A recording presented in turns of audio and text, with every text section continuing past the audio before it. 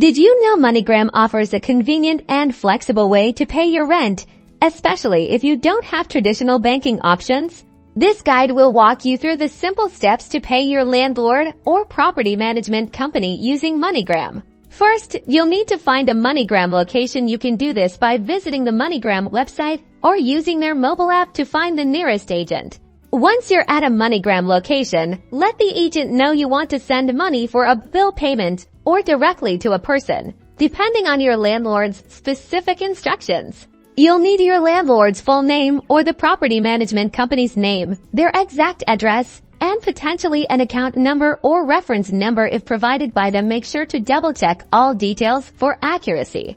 Provide the agent with the rent amount you wish to send, along with any applicable fees. You can pay with cash or, at some locations, with a debit card.